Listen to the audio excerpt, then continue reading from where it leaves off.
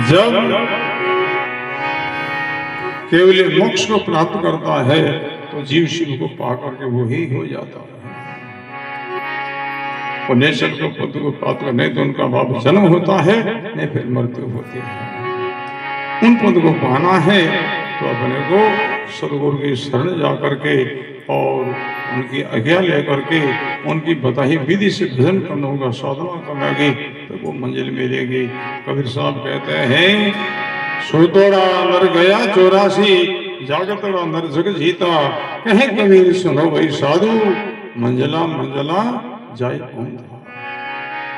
मंजिल मंजिल है वहां लोग में, कौन मंजिल है? 5 मंजिल बताइए है वाणी में। सतलोक में जाने के लिए 5 मंजिल है। प्रथम कंड कमल मंजिल, दूसरी हृदय कमल मंजिल, तीसरी नाभि कमल मंजिल और चौथी त्रिगुंडी कमल मंजिल और 5वीं 10वीं द्वार कमल मंजिल। यही मंजिल मंजिल जाना है। 700 साल भजन करके ही ये मंजिल को पार की जाती है। मंजिला मंजिला जाई पहुंचा। सतलोक में जाने के लिए राम जो नाम की सीढ़ी है, इनके द्वारे में जैसे ऊपर छत पर जाते हैं तो छलांग से नहीं, उड़ान से नहीं, एक एक सीढ़ी पर पैर रखते रखते फिर ऊपर मंजिल पर जाया जाता है। ऐसे ही अपनी सबकी मंजिल है सतलोक परमात्मा के धाम। और वहां जाने के लिए सीढ़ी क्या है? राम जो नाम, राम राम राम राम कहना ही इसी पे रखना है। गुरबाणी कहती है, धरण गगन बिज संत दास,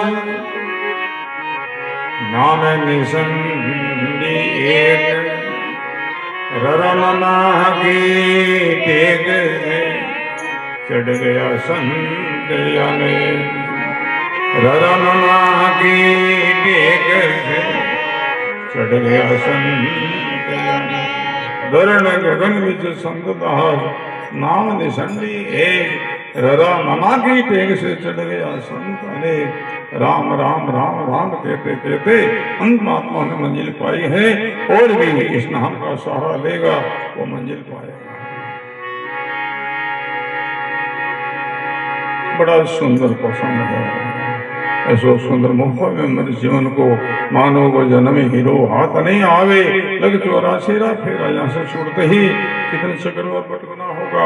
लग 84 भटकर नर्तन पायो नीट, सुख राम राम सुमरियो नहीं तो पशुआ पक्षी कीट।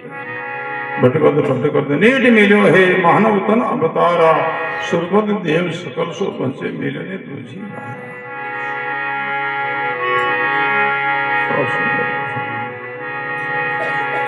भटकत भटकत अब के किनारो आयो है, तट आयो है, ये अवसर चूक गए फिर कहाँ ठिकाना उठायो, हम ठिकाना होगा। इसलिए भाई बहनों, भजन करो, साधना करो, सत्संग करो, संकलन करो और ध्येय बनाओ, लक्ष्य बनाओ, उद्धार करना, कल्याण करना, मुक्ति हो। इसलिए मनुष्य मिला है साधन धाम मोक्ष का द्वारा। यही पाए पर लोक सवारा, मनुष्य जीवन साधना के धाम। अभी हम सत्संग कर रहे हैं तो मनुष्य शरीर के द्वारा, दूसरे शरीर में यह नहीं हो सकता।